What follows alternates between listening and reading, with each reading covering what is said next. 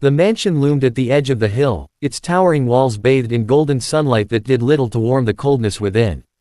From the outside, it looked like a place where happiness surely lived: marble columns, grand windows, and a perfectly manicured garden that stretched as far as the eye could see. But inside, silence had settled like dust on every surface, clinging to the walls and echoing down the long, empty hallways. Two small figures sat in one of the many rooms, surrounded by toys that no longer brought joy. The boy, 7 years old, sat cross-legged on a plush carpet, a remote control car in his hand, unmoving. His younger sister, barely 5, clutched a stuffed rabbit so tightly its seams had begun to split. Neither child spoke. They just sat there, eyes dull, expressions vacant, as though waiting for something that would never come. Their father, a powerful businessman, was rarely home. Since their mother had passed away in a sudden accident 6 months earlier, he'd buried himself in work. The children, left in the care of rotating staff, learned quickly not to expect bedtime kisses or stories read aloud. Every room of the house felt too big. Every hallway too long. Every evening too quiet. At night, it was worse. The cries started just after dinner, soft and stifled, like the children didn't want anyone to hear. The boy would curl under the blanket and face the wall, his small shoulders trembling. His sister, frightened by the dark and the absence of her mother's arms, would sob into her pillow, asking for someone who could no longer come. The nightlights in their room did little to chase away the loneliness. The shadows on the ceiling, once part of playful bedtime games, now stretched long and unfamiliar. No one came to soothe them. The maids and nannies had grown used to the sounds. Most of them left after a week or two, saying the house was too sad, the children too distant, the father too absent. One evening, the butler paused outside the children's door, listening to the now familiar weeping. He sighed and walked on, muttering under his breath about things being above his pay grade. Downstairs, the night staff finished their duties quickly and retreated to their own quarters. The house returned to its cold, polished silence. The boy, trying to be brave for his sister, whispered promises he couldn't keep. "Mommy's watching us from the sky," he said. "She'll send someone soon." His sister nodded but kept crying, the weight of grief far too heavy for her tiny heart. In another part of the mansion, portraits of the family smiled down from ornate frames, frozen in happier times. The children in those pictures looked full of life, wide-eyed, laughing, wrapped in their mother's embrace. But now, that warmth was gone. The millionaire, unable to cope with his loss, had thrown himself into board meetings, phone calls, and late-night strategy sessions. He convinced himself that money could fix everything. That if he just kept building his empire, eventually the pain would go away. He rarely saw his children. Sometimes he would glance at their photos on his desk or receive updates from the head housekeeper about their meals, but he never asked about their tears. It was easier that way. Easier not to look too closely at what had been broken. In the children's room, the crying eventually faded into exhausted sleep. The stuffed rabbit slipped from the little girl's arms and hit the floor with a soft thud. The boy's hand remained clenched around the car, as though even in dreams he needed to hold on to something. Outside their window, the wind whispered through the trees, carrying with it a promise of change. But for now, the mansion remained quiet, heavy with sorrow. The children, surrounded by everything money could buy, had only each other. And every night, beneath silk sheets and beside gold-trimmed curtains, they cried, not because they were spoiled or ungrateful, but because what they truly needed couldn't be bought or ordered or replaced. They needed someone to notice. Someone to care. Someone to stay. The morning Clara arrived at the mansion, a fine mist hung in the air, softening the edges of the estate's grandeur. Her shoes made almost no sound on the polished marble as she stepped inside, a small suitcase in one hand and a folded letter of employment in the other. She was greeted briefly by the head housekeeper, a strict woman with tired eyes who offered no warmth, only rules, routines, and a vague warning: don't expect too much from them. They don't talk much. Most maids don't last more than a week. Clara nodded quietly, taking in the words without reacting. She had worked in homes like this before, homes where money insulated pain, where sadness didn't scream but whispered constantly through the halls. She had seen loss settle in behind expensive wallpaper and velvet drapes. But something about the tone in the house made her heart feel heavier than usual. The air itself felt still, like the walls were holding their breath. She was shown to her quarters, modest but comfortable, and then led through the massive house. Room after room boasted expensive decor, but not a single space felt lived in. Not really. Everything was arranged with precision, untouched. It was the kind of house where nothing was out of place, yet everything felt wrong. Later that afternoon, Clara got her first glimpse of the children. She found them in the sunroom, if it could still be called that. Despite the glass walls and soft light pouring in, the room seemed gray. The boy sat on a beanbag chair, staring out the window, his knees tucked under his chin. The girl lay curled on the rug, slowly turning the pages of a picture book without actually looking at them. Neither of them noticed her at first. Clara didn't speak right away. She didn't try to force a smile or bombard them with questions. She simply knelt down a few feet away and began tidying the toys strewn across the floor. She hummed a tune softly, something her mother used to sing while sweeping the floor back home. It wasn't loud or attention-seeking. It was more of a presence, like a breeze slipping in through a cracked window. The little girl glanced up, curious but wary. The boy barely moved. Clara finished tidying, then quietly got up and left the room without saying a word. That was their space, she understood. And trust couldn't be demanded, it had to be earned. Over the next few days, Clara kept to her work but always stayed within the children's orbit. She noticed the details others had likely missed or ignored, the way the girl flinched at sudden sounds, the way the boy never let anything touch his bed, not even a folded blanket. She noticed how they watched her, carefully, testing her from a distance. The other staff offered little help. They don't need coddling, one maid muttered. They need discipline. Another whispered, it's not your place to get involved. But Clara didn't listen. She wasn't here just to clean rooms and dust expensive chandeliers. She'd taken the job because something about the children's silence had stirred something inside her. A feeling she couldn't explain. Maybe it was the way the letter described the household, efficient, lonely, and in need of someone gentle. One night, as she passed by their bedroom, she paused at the sound of muffled sobs. The door was slightly ajar.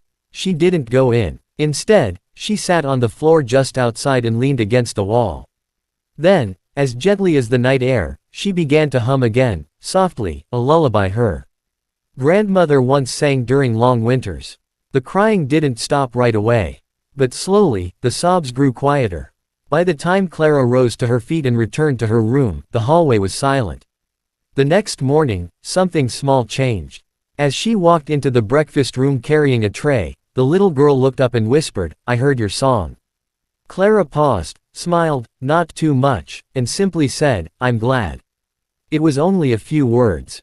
But for Clara, it was enough to know she was beginning to find a way in. She didn't need permission to care. She only needed time. And something deep inside told her she was exactly where she needed to be.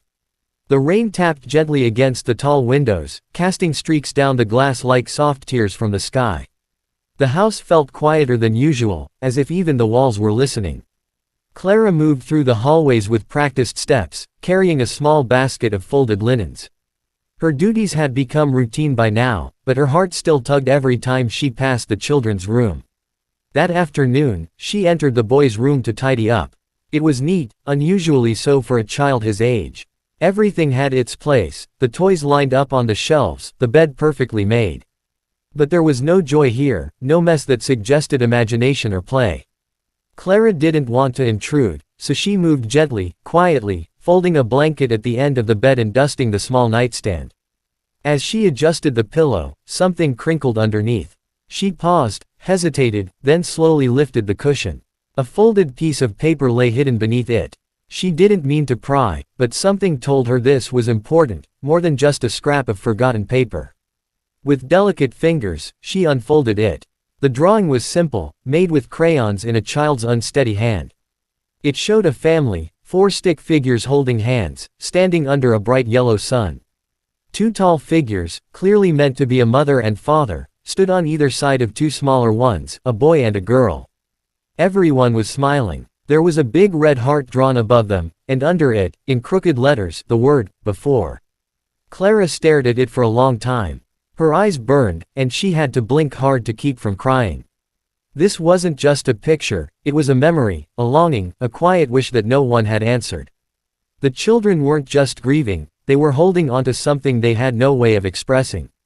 She folded the paper carefully and placed it back beneath the pillow, exactly where it had been.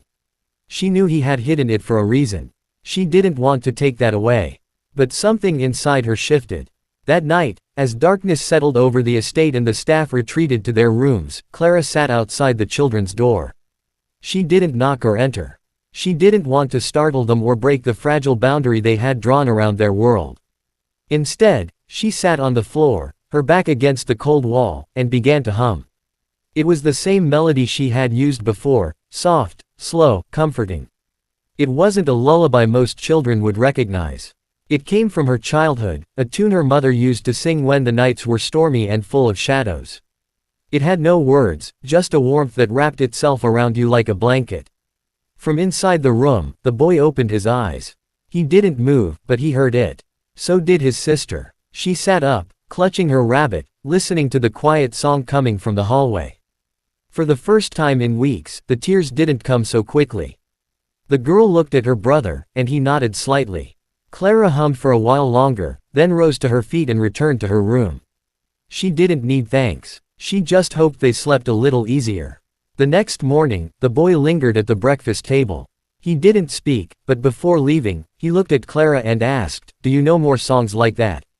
His voice was quiet, hesitant, like the words themselves were fragile. Clara smiled gently. "I know many," she said. "One for every kind of night."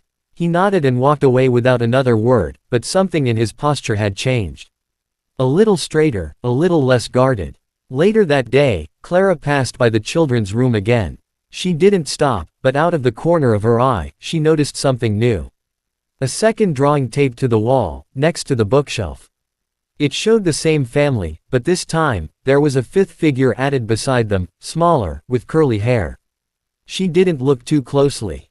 She didn't need to. She just kept walking, heart full, knowing her place in the house was beginning to grow. The sky outside had turned a soft amber by early evening, casting warm hues through the mansion's tall windows. Dinner had ended with the usual silence, two children picking at their food while the rest of the staff came and went in quiet efficiency. Clara cleared the table and gently excused herself, retreating into the kitchen where she prepared something she hadn't done in years, a bedtime tradition. She had found a thick candle in one of the storage cabinets earlier that day, buried beneath dusty holiday decorations. It wasn't fancy, just plain white wax with a crooked wick, but it reminded her of the evenings back home when her mother would light one, and they would sit by the dim glow and share stories. In this grand house full of cold, perfect lighting, the idea of a single flickering flame felt more human than anything else. Clara waited until the hallway was quiet, then knocked softly on the children's door. The boy opened it, looking up at her with guarded eyes. His sister peeked over his shoulder, holding her stuffed rabbit close. "I was wondering," Clara said gently, "if the two of you would join me in the kitchen for a little while. Just for a story. Only if you want to." The children didn't answer right away, but neither shut the door. After a long pause, the boy gave a small nod. The girl slipped her hand into her brother's, and together they followed Clara down the hallway, their slippers whispering against the floor. In the kitchen, Clara had already set the table with 3 mismatched mugs of warm milk and a plate of ginger biscuits. The lights were off except for the flickering candle in the center of the table. The room felt transformed, no longer just a place for chores and clatter, but a small, glowing sanctuary. The children sat cautiously, eyes fixed on the candle. Clara smiled at them, sat down, and began her story. "This is a tale about a brave knight," she said, her voice low and soothing, "and the magical mother who protected him with invisible wings." The boy leaned in, curious despite himself. The girl rested her chin on her hand, eyes wide. Clara wove the tale slowly, letting the rhythm settle like a lullaby. She spoke of dragons made of shadows, and a knight who had lost his way in the forest of sorrow. The knight searched and searched, until one night, a warm wind blew through the trees, carrying a song he remembered from his childhood. That song led him home. The children didn't interrupt. They didn't fidget or look away. They sat perfectly still, held in the quiet magic of the moment. When Clara reached the end, where the knight found his courage and the invisible wings of his mother wrapped around him one final time, the girl blinked rapidly, trying not to cry. Did he miss her forever? The girl asked softly. Maybe, Clara said. But he was never alone again. Because love like that never really disappears. It stays with us, in different ways. There was silence again, but this time it wasn't heavy. It was soft, almost sacred. The boy finally spoke. Did someone tell you that story? Clara smiled. Someone very special once told it to me. On a night when I needed to remember I wasn't alone either. Without another word, the girl got up from her chair and walked around the table. She stood next to Clara, hesitating for only a second, then wrapped her arms around her waist in a small but fierce hug. Clara gently returned it, brushing the girl's hair with one hand. The boy didn't move to hug her, but when Clara looked up, she saw something in his eyes, something different. Not sadness, exactly, but a kind of recognition. Like a door inside him had creaked open just a little. That night, the children walked back to their room without crying. Clara watched from the hallway as they climbed into bed. The boy placed his drawing back under his pillow. The girl whispered to her rabbit and smiled. Clara returned to the kitchen, blew out the candle, and stood for a moment in the dark, listening to the silence. But this time, it didn't feel so lonely. Something had shifted. Something had begun. The days that followed were brighter. The children still kept to themselves most of the time, but Clara noticed small changes, a tiny laugh escaping the girl's lips when she spilled milk and Clara exaggeratedly gasped, the boy offering a quiet, "Thank you," when she handed him his clean socks. Nothing grand, but real, alive. It was enough to keep Clara moving with purpose. One morning, while collecting old bedsheets from the linen storage at the back of the house, Clara noticed a narrow path hidden between the hedges outside the window. She asked the gardener, a gruff man with dirt under his fingernails, about it. He scratched his head and said, "Used to be a greenhouse out there. Nobody's touched it in years. Probably all overgrown now." Clara's heart stirred with curiosity. That night, after finishing her duties, she slipped outside with a flashlight and followed the path. It wound through dense bushes and tangled vines, and just beyond a forgotten stone bench, she saw it, an old glasshouse, tucked away like a buried secret. Ivy had claimed most of the structure, and the glass panels were dusty and cracked in places. But it stood, a skeleton of something once beautiful. She pushed the door open, and it groaned with age. Inside, the air was thick with dust and the scent of earth. Pots lay shattered on the ground, and vines crept up the support beams. But the structure was strong. Clara could see it, not as it was now, but how it could be, with light streaming through clean glass, wildflowers growing in every corner, and maybe a small table where the children could sit and just be children again. The next morning, Clara rolled up her sleeves. With the help of a broom, a rusted trowel, and endless patience, she began the work. She cleaned one pane of glass at a time, swept the floor until the tiles underneath reappeared, and gathered old pots that could be reused. Each afternoon while the children rested or read quietly, Clara snuck back to the greenhouse, planting daisies and pansies, placing wind chimes near the door, and stringing paper lanterns from a forgotten box of decorations she found in the attic. For days, she said nothing to the children. Not yet. She wanted it to be a surprise. Something just for them. Something that hadn't come from money or planning, but from love and hands and heart. Finally, when the last flower was planted and the lanterns swayed gently in the breeze, Clara approached them. They were in the library, the girl curled up with her rabbit again, the boy tracing his finger across a map on the wall. "I want to show you something," she said softly. "But you have to trust me. It's a surprise." They looked at her, cautious but curious. The girl slipped off the chair and came to her side. The boy hesitated, then followed. Clara handed them each a scarf. "We're going to make it a proper surprise," she said. "No peeking." They laughed, actually laughed, as they tied the scarves over their eyes. Clara gently took their hands and led them through the hallway, out the back doors, and down the narrow path. The wind rustled through the trees, birds chirped high above, and the air smelled of freshly disturbed soil. At the greenhouse door, Clara paused. "Are you ready?" They nodded eagerly. She untied the scarves, and their eyes widened in wonder. The greenhouse glowed in the fading sunlight. Inside, the floor was lined with potted blooms, and the lanterns above gently twinkled. In the middle stood a small wooden bench with cushions Clara had sewn herself. On the bench sat a tiny tea set and a tray of homemade lemon cookies. The girl gasped. The boy stepped forward slowly, as though afraid the vision would vanish if he blinked. "It's ours," the girl whispered. "It's yours," Clara said. "A secret garden. A safe place. Just for you." They ran inside, touching everything, pointing, laughing. The girl danced in circles, her arms flung wide, while the boy sat on the bench and looked up at the lanterns. Clara stood at the doorway, her hands folded over her apron, and watched. The mansion was still the same behind them, grand and cold, but here, in this hidden corner of the world, something had come alive again. And for the first time since she'd arrived, Clara allowed herself to hope. The sun dipped low behind the hills as golden light stretched long shadows across the stone path. The greenhouse still glowed faintly in the distance, the lanterns swaying with the breeze.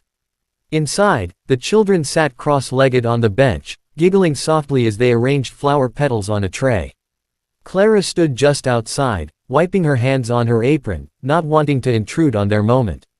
Then a sound she hadn't heard in weeks broke the stillness, the growl of an engine, deep and expensive. A black luxury car pulled up to the front of the mansion, its tires crunching softly on the gravel. Clara turned toward the driveway, her heart sinking slightly. It could only be one person. The driver opened the door, and out stepped the children's father. Tall, sharply dressed, phone in hand, eyes scanning the house with disinterest. He looked more like a man arriving at a business conference than returning to his home. The staff scurried out to greet him, but he brushed past them, murmuring something about missed calls and delays. His mind was elsewhere, likely still in some glass office miles away. Clara stood still, her hands clasped. She hadn't yet met him directly. Everything she knew came from glimpses in photographs, overheard conversations, and the ache in his children's eyes. Inside the greenhouse, the children hadn't noticed him yet. They were too busy decorating a flower crown with ribbons Clara had saved. Their laughter rang out into the cool evening. The man froze mid-step. He turned toward the sound, puzzled. Them? He asked the housekeeper, who appeared behind him. The woman nodded. "Yes, sir. They've been spending time out there. With Clara." He walked toward the path without a word, his leather shoes crunching on stone. Clara followed at a respectful distance, watching him carefully. He paused just before the entrance to the greenhouse, looking in. For the first time, the practiced lines of control on his face shifted. He watched as his son adjusted the little crown onto his sister's head, then smiled and said something Clara couldn't hear. The girl laughed, a real laugh, bright, unburdened. The man's brow furrowed slightly. He stepped inside. The children turned, startled. The boy's smile dropped. The girl shrank back, instinctively clutching her rabbit to her chest. Their father cleared his throat. "You've been out here." They didn't answer. His voice wasn't angry, but it wasn't warm either. Just confused. Disconnected. Clara stepped forward, sensing the tension. "They've found comfort here, sir," she said gently. "It's helped them open up a little. They've been very brave." He turned to her, as if truly noticing her for the first time. His eyes were tired, calculating. "You're the maid." "I am," she replied. "But lately, I've also been listening." He said nothing, just looked around at the flowers, the decorations, the drawings the children had taped to the glass walls. Everything felt handmade, full of effort and care. Not luxurious, not expensive, but real. "I didn't know this was here," he muttered. "Your wife planted the first garden here," Clara said softly. "The children remember it, even if they haven't said so." He looked back at his children. The girl was watching him, eyes wide and unsure. The boy's expression was harder to read, something between longing and caution. "I thought I was doing what was best," the man said suddenly, almost to himself. "Working. Keeping everything running. Sometimes being present matters more than providing," Clara said, her voice low but steady. "They miss her. But what hurts them most, is missing you too." He looked away, jaw tight. Then, a small hand tugged at his coat. His daughter. She looked up at him, her voice barely above a whisper.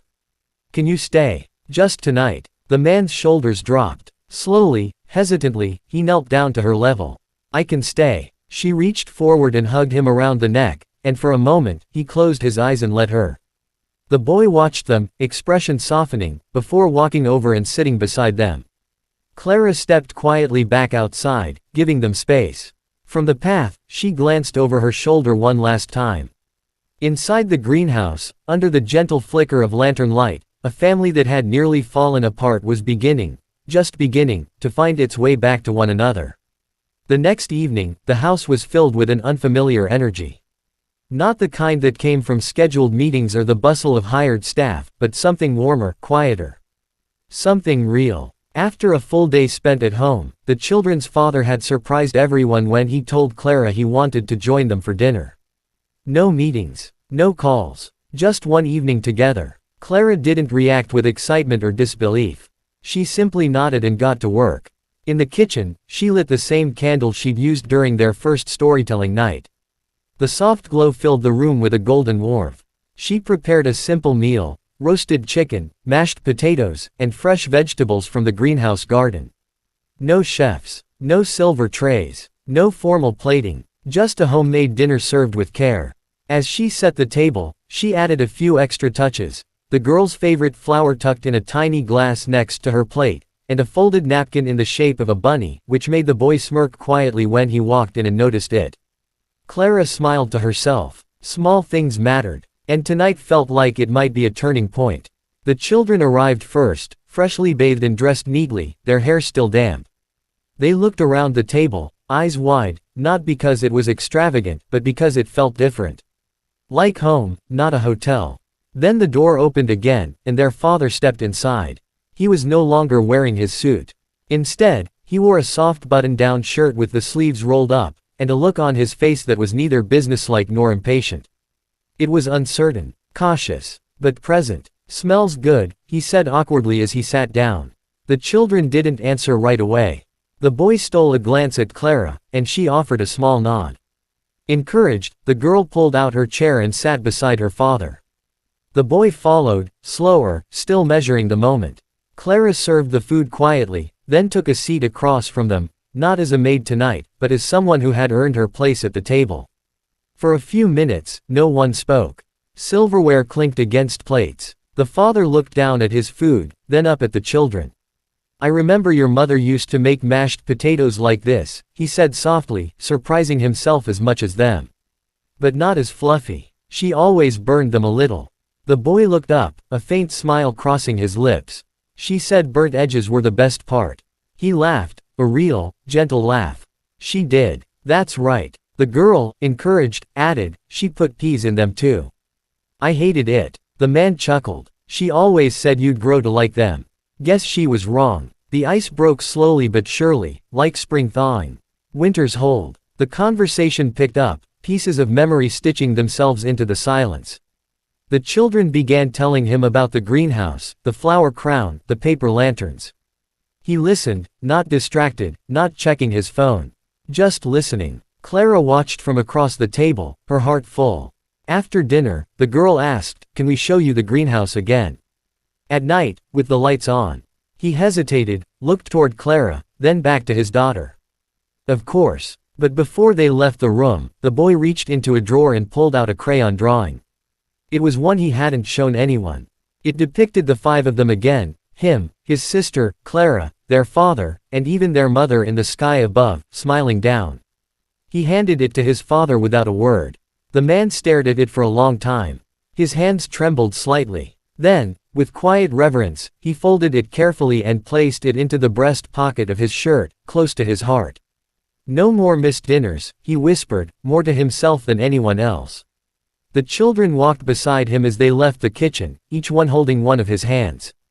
Clara stood back, her eyes misting over, and blew out the candle.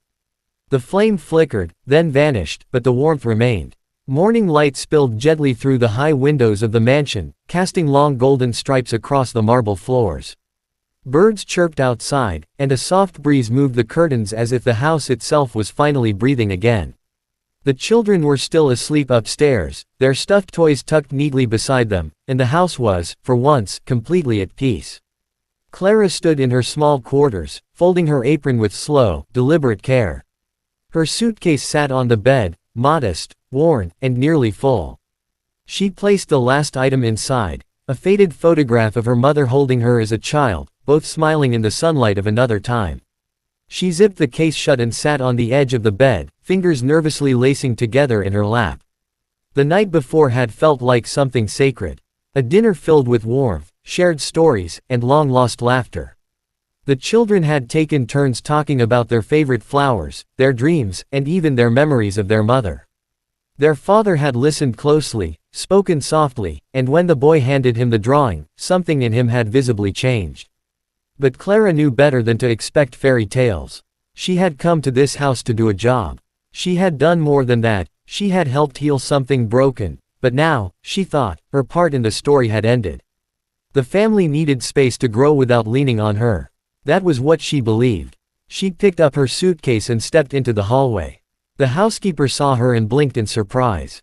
"Leaving already?" Clara smiled gently. "Yes, it's time." The woman hesitated, then nodded. "You've done more for those children than anyone ever did. Including their own blood." Clara didn't answer. She just walked slowly toward the front door, heart heavy but full. Before she could reach it, small footsteps came racing down the stairs behind her. "Where are you going?" The little girl's voice cracked in panic. Clara turned. The girl stood halfway down the staircase, still in her nightgown, hair tangled from sleep. Behind her, the boy appeared, slower, eyes wide and unsure. "I thought I should go," Clara said gently. "Your father is home now. He's here, where you need him. And you too, you're stronger than you know." The girl ran down the remaining steps and grabbed Clara's hand tightly. "But we don't want you to go. You're our family now too." The boy stood quietly, then walked over and nodded. "You're not just the maid. You helped us remember how to feel things again." Before Clara could speak, a third voice joined them from the hallway. "She's right." The children's father stepped into view. He wore no suit this time, only a soft sweater and jeans, and in his eyes was something new, not just gratitude but understanding. "I overheard," he said, looking at Clara. "I know you were planning to leave quietly. And I understand why. But please don't." Clara blinked, unsure of what to say. "I've built companies from the ground up," he continued, "but I couldn't rebuild this family without you. You brought light into a house that had gone dark. My children, they laugh again because of you. They sleep without crying. You gave them back a part of their hearts." Clara looked down, overwhelmed. "I want you to stay," he said. "Not as a maid. As part of our lives. Whatever that looks like. We'll figure it out." The children clung to her hands now, waiting, holding their breath. Clara knelt down and looked into their faces, so open, so trusting, so full of a love that had grown slowly, quietly, and now stood tall like the flowers in their greenhouse. She nodded, eyes misty. "Then I'll stay. If that's what you really want." Cheers erupted from the children as they hugged her tightly. The girl wrapped both arms around Clara's waist, and the boy, still composed, offered a smile, one of the truest she'd seen from him yet. Later that day, the greenhouse glowed with laughter again. But this time, they were all there together, a father, his children, and the woman who had quietly, patiently helped mend their hearts. The mansion no longer felt like a house. It felt like a home.